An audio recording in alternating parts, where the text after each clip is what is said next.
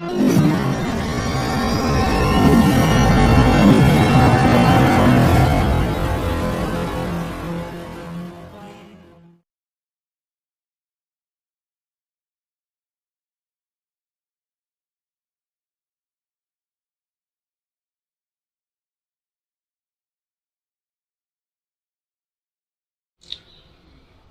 हिंद, जय भारत, जय जय श्री राम। दोस्तों, एक पाकिस्तानी पत्रकार है जिसका नाम है किरण। आज उसकी सोच, उसकी विचारधारा, उसके बारे में जानेंगे। तो आइए बिना वक्त गवाए शुरू करते हैं। एक बार घर आने का मकसद बहुत तकलीफ थे, बहुत तकलीफ दे होगी। ठीक है, आपकी शादी हो गई, बहुत अच्छी नेक बीवी मिल गई, बस कहाँ खड़े हैं हम। कैसा गलीज माशरा है, कितने गलीज लोग हैं, कितना हमने गिरना है। की बात करूं, यकीन जानिए मुझे कोई गिला नहीं है, इनसे कोई शिकायत। तो दोस्तों, आपने देख लिया इस किरण को। यह है किरण और इन्होंने बड़ा ही खूबसूरत काम किया है। अपने मजहब के हिसाब से उन्होंने अपने पति की दूसरी शादी करा ली और इसकी इन्होंने इजाजत दे दी और इस पर ये मोहतरमा खुश भी है। जरा देखिए, आपने अपने हस्बैंड को दूसरी शादी की इजाजत दे दी।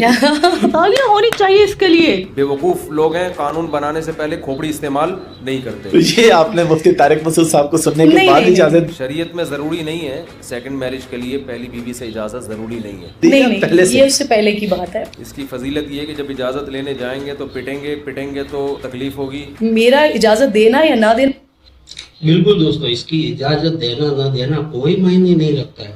अगर ये इजाजत देती तो अच्छी बात है, नहीं देती तो क्या फर्क पड़ता है, वो तो ये शादी कर लेता। इससे अच्छा है इजाजत दे ही दे।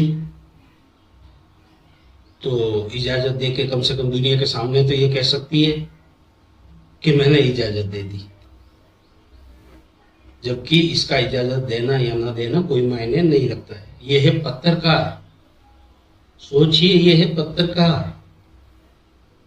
तो आम लोग जरा सोचिए वहां पर किस तरह रहते होंगे। मैटर नहीं करता है। तो ये नेचुरल लाइफ है, शादी के बाद अलहदा होना। ये तो अल्लाह ने इजाजत दी हुई है। अगर शादी के बाद लोग अलग ना होते तो ऐसे कंजस्टेड बिल्कुल चिपक के रह रहे होते एक साथ। आप शरीयत के अगेंस्ट तो नहीं जा सकते। बड़ी नालायक होती हैं बहुएं। आपका शौहर दूसरी शादी कर ले, आप रोध हो सकते हैं, चूड़ियां तोड़ सकते हैं। इसके अलावा आप क्या कर सकते हैं? देखा दोस्तों, इसके अलावा क्या कर सकते हैं? अरे औरत चाहे तो क्या नहीं कर सकती। उसको ऐसी जगह से काटे कि 4-4, 5-5 बीवी होगा तो क्या एक बीवी के लायक भी ना रहे।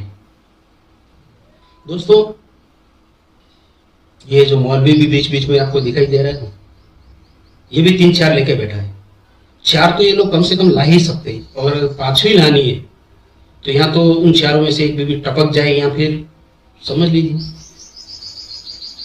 तो फिर चौथी ला सकता है। यानी एक को हटाओ, चौथी को लाओ।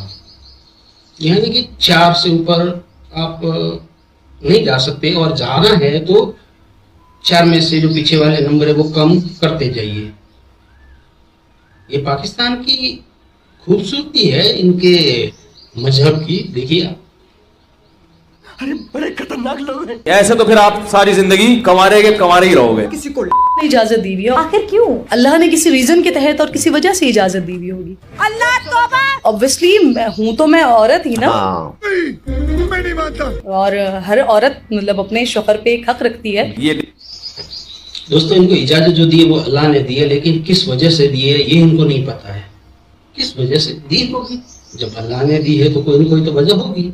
वो वजह कुछ भी हो, ये जानने का हक भी नहीं है इनको। कुल मिलाकर ये है, ये लाचार है, बेबस है। वो कहते हैं ना, थप्पड़ खाने के बाद भी अपना गाल छुपा कर रखो ताकि दुनिया को नजर ना आए उस पे निशान जो लगे। ठीक यही हालत है इन मोहतरमा की।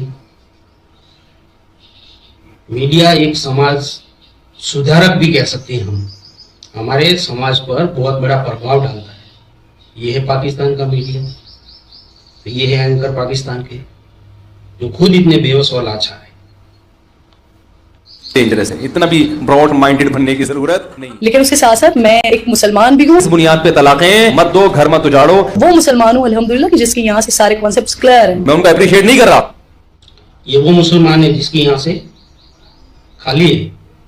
माय गॉड, हमारे में कहते हैं ना तीसरा माला खाली है, क्या इनका है ही नहीं। इनको ऊपर वाले ने तीसरा माला दिया ही नहीं, यहाँ से खाली है। यार कैसे एक लड़की अपने पति की दूसरी शादी होने के बाद वो इस तरह इंटरव्यू में अपनी बातें रख सकती है? कुछ तो कॉमन सेंस इस्तेमाल करनी चाहिए ना। कहीं अपने हिसाब से मैंने अपनी मर्जी का दीन नहीं बनाया हुआ। इसने क्या कहा दोस्तों, आपने सुना? ये दीन जो है वो मैंने अपने हिसाब से नहीं बनाया हुआ। यानी अगर ये अपने हिसाब से बनाती तो कुछ और बनाती। यानी कहीं ना कहीं ये खुश नहीं है उस दिन से जो पाकिस्तान में चल रहा है। ये चीज दीन में है तो मैं इसमें से अपना रास्ता निकाल लूं, और वो चीज दीन में है तो वहां से अपना रास्ता निकाल लूं। ना बहन, तुमसे नहीं हो पाएगा। तो मेरे पास हर चीज की क्लैरिटी अल्हम्दुलिल्लाह है। दूसरी शादी के बाद पहली को बहुत तकलीफ होती है। मुझे सर से पांव तक आग लग जाती है। तो मुझे पता है कि एक हक ये मौलवी, जो समाज के लोग होते हैं, मौलवी उसको जीने की राह सिखाता है। ये क्या कह रहा है अपने मुंह से कि दूसरी शादी होने पे दूसरी औरत तीसरी औरत को बड़ी तकलीफ होती है। ये जानते हैं, ये अल्लू के पट्टे ये जानते हैं कि औरत को तकलीफ होती है, फिर भी ये वही काम बार बार दोहराते हैं, करते हैं। क्या कर सकते हो आप? कुछ बच गए आप, किसी और धर्म में हो बच गए। अल्लाह ताला ने एक मत को दिया हुआ है। वो क्या? दूसरी करने के बाद उस तरफ इतना माइल हो जाए कि पहली को लटका के छोड़ दें। बस कर काम तू। तो वो एक बीवी, दो बीवी, तीन बीवी, वो कोई भी इसका हक नहीं छीन सकती। बड़ी अल्हम्दुलिल्लाह। ये सीजन, इसी फैशन चल रहे हैं आजकल मार्केट में, इसी किस्म की बहुएं अवेलेबल है। वो इंसान का बच्चा नहीं था, बच्चा है। ऐसे लोगों के बारे में मैं क्या बोलूं? अल्लाह का बड़ा एहसान है हम तमाम लोगों की जात पर। तमाम इंसान अशरफुल मखलूकात जो इस वक्त दुनिया में रह रहे हैं, उनकी बदौलत हम तमाम गंदे, गलीज, जाहिल, बदतरीन, जलील लोग एग्जिस्ट कर रहे हैं इस दुनिया में। इंडिया आग में हाथ डालोगे जल जाओगे। चीन भी आबाद हो गया, अमेरिका आबाद हो गया, बरतानिया आबाद हो गया, पाकिस्तान। कब हो गया ये पूरी दुनिया इसी तरह तो आबाद हुई है। शादी हुए, पतली गली से निकलो। आप कहाँ थे? जी दोस्तों, सभी ऐसे आबाद हुए, लेकिन ये बेचारी पाकिस्तान की आवाम, पाकिस्तान की औरतें आजाद नहीं हो सकती। इस किरण की शक्ल देखिए आप, कितना दर्द है, कितना दुख है इसके अंदर। क्यों? लेकिन फिर भी उस चीज को सही ठहराने की कोशिश कर रही है जो सरासर गलत है। कोई खिदमत का चैप्टर है फिजिक्स की किसी किताब में लिखा हुआ है कि अब्बा की खिदमत करोगे तो ये इसका ये फॉर्मूला है, लिखा हुआ है कहीं? नहीं। रणवीर आपने बताया कि तुम्हारी बीवियां तुम्हारी खेती हैं, तुम जहां से चाहो आओ। मेरे को जाना पड़ेगा, मेरे को जाना पड़ेगा, मेरे को जाना पड़ेगा। क्यों? दोस्तों, आगे की बातें सुनने के लिए, आगे का वीडियो देखने के लिए आप अपने कान में ईयरफोन लगा दें। क्यों? और इस चीज को आपको तो कभी गलती से भी नहीं करना है जो इस वीडियो में दिखाया जा रहा है। तो चलिए शुरू करते हैं। घर के कामकाज की वजह से, थकावट की वजह से औरत अपने शोहर को करीब ना आने दे, तो क्या ऐसा करना भी गुनाह होगा? सुनते जाइए। जो औरत शोहर को करीब ना आने दे और शोहर उसकी वजह से नाराज होकर सो जाए तो उस औरत पर पूरी रात फरिश्ते लानत करते हैं। दोस्तों, इन औरतों पर ध्यान रखने के लिए इन फरिश्तों को रखा गया है। क्या इन फरिश्तों को दूसरा कुछ काम ही नहीं है? जितनी भी लगाम है, जितना भी सिस्टम है, उन फरिश्तों को औरतों की ही रखवाली करनी है। ये किस तरह के फरिश्ते हैं यार? मिलेंगे क्या हमें? अच्छा, उसमें जाना पड़ेगा, पाकिस्तान में जाना पड़ेगा। नहीं भाई, नहीं देखना है, नहीं देखना। तो औरत पर लाजिम है कि वो जीनत इख्तियार करे और मर्द को किसी और के पास जाने के काबिल न छोड़े। तो औरत को उस काबिल मत छोड़ो कि वो दूसरे मर्द के पास जाने के लायक रहे। मतलब समझ रहे हो आप? ये है मौलवी, ये समाज को राह दिखाते हैं। चलो वो जूतों से क्यों नहीं मार दे इनको। इस तरह के लोग रहेंगे ना जिस देश में, उस देश का कभी भला हो ही नहीं सकता। बेड़ा गर्क। शौहर का बीवी पर हक इस कदर है सुनते जाइए कि शौहर के हुकूक अदा न करने वाली को जन्नत की हूरें बद्दुआएं देती है। अच्छा। जन्नत में मोटी मोटी आंखों वाली हूर जो है उस बीवी से कहती है, वहाँ जन्नत से वो कहती है कि तुझे अल्लाह हलाक करे, बद्दुआ देती वहाँ से बैठ। इसकी शकल देखो दोस्तों, हूर जन्नत की हूर, ऐसा कुछ होता नहीं है। और और अगर होती भी है इसके पास आएगी, थूको ना साला मैं इसके मुंह पे, इस पाकिस्तानी मौलवी के मुंह पर मुझे इतना थूक गंदा करना है क्या? शकल देख कहती है 72 हूर 73 हूर, कितना भटकाओगे, कितना लूटोगे पाकिस्तान को बेशर्मो। अरे तुम्हारे जैसा ज्ञान यहाँ इंडिया में तो कोई नहीं देता, कहां से लाते हो ये सब? तकलीफ ना दे, ये चंद दिन तुम्हारे पास है, बाद में अनकरीब तुम लोगों को छोड़कर हमारे पास आ जाए, में चले जाएंगी भी और ये चले जाएंगे हुरों के पास। और हमें अपने बुजुर्गों से, अपने दीन से नस्ल दर नस्ल ये रिवायात मुंतकिल होती आई हैं जो हमारे माशरे का एक हुस्न। हाँ हमें पता है फिजा, तुम्हें तुम्हारी पीढ़ियों से दर बदर ये मिलते आया है ज्ञान, लेकिन ये कब तक चलेगा? क्योंकि अब तुम में ही लोग उब गए हैं। मैंने सुना है कि 4 से 5 लाख मुसलमान पाकिस्तान में एक्स मुस्लिम बन गए हैं। कहीं ऐसा ना हो जाए कि बहुत बड़ी तादाद एक्स मुस्लिमों की खड़ी हो जाए। आजकल औरतें होती हैं कि नहीं भाई मेरा दिल नहीं। सारे आपको इजाजत देते हैं कि आप जब चाहें, यानी अगले दिन बच्चे की पैदाइश होने वाली है, इससे पहले आप अगर हम बिस्तरी करना चाहते हैं तो कर सकते हैं। सुना दोस्तों, डिलीवरी के एक दिन पहले अगर इनका मर्द चाहता है कि उसके साथ सेक्स करना है तो वो मना नहीं कर सकती। कौन था ये लिखने वाला, कौन था?